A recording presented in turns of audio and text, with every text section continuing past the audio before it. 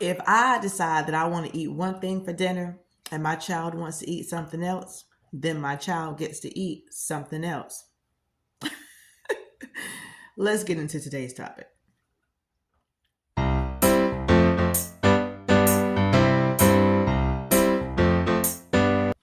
Hey! Hey. So, today I want to talk about a topic. I'm going to name it treating your kids the way you wanted to be treated when you were a kid. That's what I'm going to say. And the reason I came up with this is because sometimes kids have the most simplest requests. And because that's not something that our parents would have did when we were younger, we don't want to do it with our kids neither. But if you think about it, some of those cliches that our parents were using back in the day didn't make any sense. They were just catchy, just something to say, right? So, one thing that I remember is when I was younger, everybody ate the same thing. So it was not, there weren't too many nights where as a kid I would say, I don't want this, I don't want to eat that, I don't want to eat that. Because my granny worked at a chicken plant. So we always had chicken. We always had fried chicken. She made some great chicken. She always made chicken and dumplings. She made some great chicken and dumplings. And she made, so I guess sometimes she baked chicken.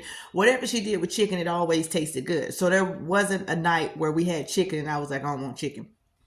Also, we used to go fishing a lot when I was a kid. So we had a lot of fish and it was always fried. I don't think we were cooking fish any other way. So the two meats we had in the house were chicken and fish, like on standby. We had them in the freezer and everything. So if we had those, I wanted it. Sometimes we had sausage and bacon and stuff, but regardless, I hardly ever had a moment where I was like, I don't want that. Until I got a little older and my mama started making stuff like spaghetti and stuff that she had seen in cookbooks and stuff. Now, there might be some nights where I'm like, I don't want that, but I had to eat it. She was like, whatever I cook, that's what you eat. There's no other way around it, right? But now that I have a kid, I know a lot of people have said it on social media that the kid eats what I eat or they don't eat anything at all. But like I said earlier, kids have the most simplest requests. If you're having a gourmet meal and the child is like, I want ramen noodles, why can't you throw the noodles in the microwave? Why can't you just boil a pot of water and make some ramen noodles? It would be different if they were asking for a separate 5-course meal. They're just saying, I want noodles, I want pizza, I want chicken nuggets. And if that's something that you eat in your house, why can't they have it? It doesn't have to be everybody eat the same thing. Even back in the day, well, I don't know, maybe ends was tight for people back then, but now it's not. Just give them something else to eat as long as they're eating, right? As long as they're eating. It does not take that long to cook noodles or throw a pizza in the oven. You're not making it by hand, right? Something else that I used to want as a kid was to have more chances to learn from my mistakes. So as a parent, as a mother, whenever my son does something that's not life threatening, I tell him what the consequences are. He figures them out. If he wants to keep doing it, that's on him. But then there's other decisions that he might want to make that I know for sure will put him in harm's way. I cut that off. I nip it at the bud.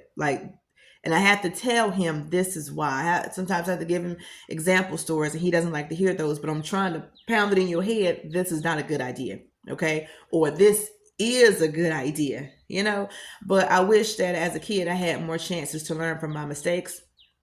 Because like I said in previous episodes, I used to get whoopings when I was a little girl. When I was younger, I used to get whoopings a lot.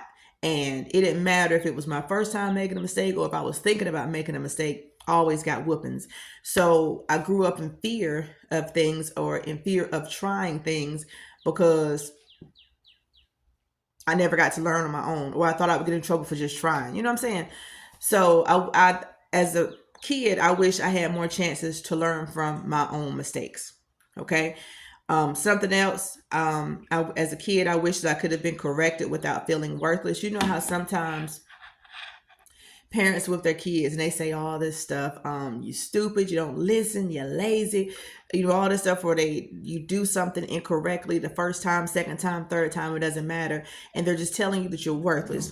You don't mean anything, you're ugly, you should do this, you should do that, you should comparing you to your cousins or your siblings or whatever.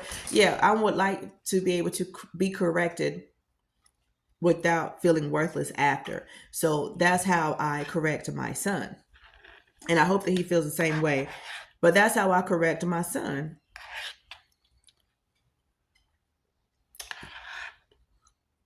I tell him what I do not agree with as a parent and what I would not like to allow for him to do or say as a kid, right? But I don't use the words stupid, dumb, crazy. I do say crazy sometimes. That was crazy. I do say that sometimes. But the words that are demeaning and that are going to have him walking away, questioning himself, or feeling some type of way or resenting me as a mother, I don't do those things because it's not necessary. It's really not necessary. And again, we're talking about you talking to your own kid. Hey, I just want to take a moment to pause for the cause and remind you all that the details for this episode are down below in the show notes. And also, my sponsor for this episode, which is A Cup of Stars Tarot, those details are below as well in case you want to get your own personalized tarot card reading. Or you can go ahead and join me on my social media pages and you can do the collective tarot card readings that we have weekly. All right, don't forget, look down below. Enjoy the rest of their episode. Um, this is a big one for me. As a kid, I wanted to have free time, like where I didn't have to do nothing. It was just me and whatever I needed as far as rest and stuff, right? Because when I was younger, I used to get woke up early on the weekends to clean up, or I would have to wake up early to eat breakfast because they were cooking breakfast and they were ready to eat, and I had to wake up for that. Or I had to wake up and go somewhere. We're going shopping. We're going to visit somebody. We're going riding. We're going to the grocery store. Just waking me up early on Saturdays. And something that parents used to say was, you didn't do nothing but go to school all week. Yeah, but that was 5 days in a row. And I had to wake up at 5 something in the morning to get ready to go to school. I was at school for how long were we at school? 7 hours, 7, 8 hours, and then get back on the bus and ride back home. Or as I got older, I didn't get on the bus. I had to drive to work and then after work come home, or I had to stay after school. You know what I'm saying? I had a long week too. Why do I have to wake up early on a Saturday morning to clean up? Like as an adult, I feel like chores should be incorporated throughout the week so we could chill on the weekends. Like, who wants to spend their whole weekend still working, cleaning up and stuff? I don't want to do that.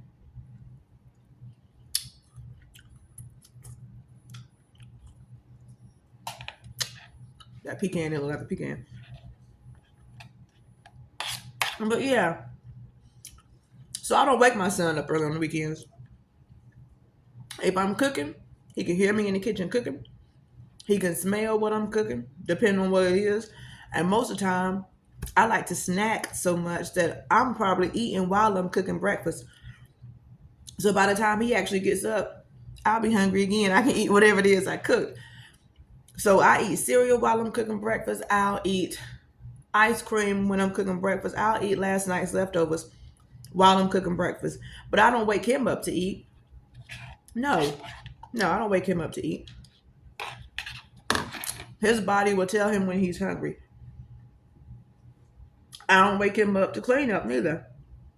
Now I'm the type of person I can wake up, start eating something, start cooking something, hand wash dishes or put them in the dishwasher, give the dog some food, give them some water, walk over here, vacuum, check on the food. I can do all of that in the morning time on my own.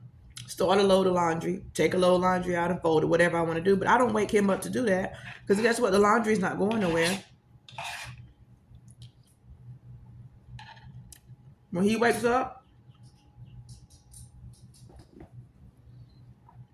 that was my dog. What in the world is that noise?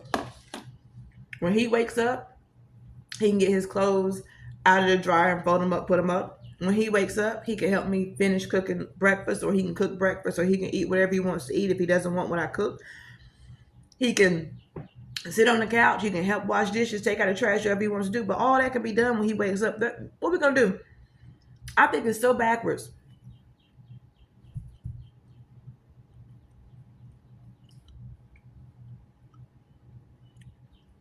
I think it's so backwards for people to wake up early, do all this stuff, and then sit down to relax for the rest of the day. Won't you just relax until you have the energy or the gumption or the want to get up and clean up? You already asleep. What you gonna wake up for so you can go rest? That's crazy to me. Anyway, I don't wake my son up early on the weekends. I don't wake him up early on the weekends. I just don't. Also, when I was a kid, I wanted for my choices or for my thoughts and stuff to be taken into consideration. And what I mean by that is whenever we go on vacations, I ask my son, where do you want to go? I do give him choices like we can go here, here, or here. And I only choose places that I want to go to, you know. But because he's going also, I feel like it needs to be taken into consideration that he wants to go. Because there's nothing like going somewhere with your child or even going somewhere with your partner or one of your friends or something, and you go somewhere and somebody doesn't want to be there or somebody doesn't want to do one of the excursions. Like it would make me feel like I'm not being included or y'all don't care. So as a mother, I give my son choices, and whatever he chooses, I'm going to want to do it anyway, right? Now there might be a time where I'm trying to convince him, you don't want to go here instead? You know, it doesn't matter to me. But would you rather go here because of this, and this? Like I have to sell him on where we're going. And if he says no, because I take that into consideration, he doesn't want to go because he's not going to like this thing. He's not going to want to do this, or it's too much walking, or there's not enough kids, or whatever the case may be. Okay. But I feel like a lot of parents, a lot of adults feel like because I'm the adult, we're going where I say we're going. This is what we're going to do, whether you like it or not. That's not a vacation. When somebody already knows you're not going to enjoy yourself and they try to include you anyway, that's not a vacation. You know what I'm saying? That's not a vacation to me. So I just want to tell y'all some of the things that I do as a parent that I wanted done when I was a kid. So what kind of parenting style do you have? Do you give your child choices? Are you very, very strict and by the book from back in the day when you were a kid? What's your parenting style? Just share that with me in the comments below. And don't forget to subscribe. Don't forget to like. And y'all go ahead and share my video with somebody.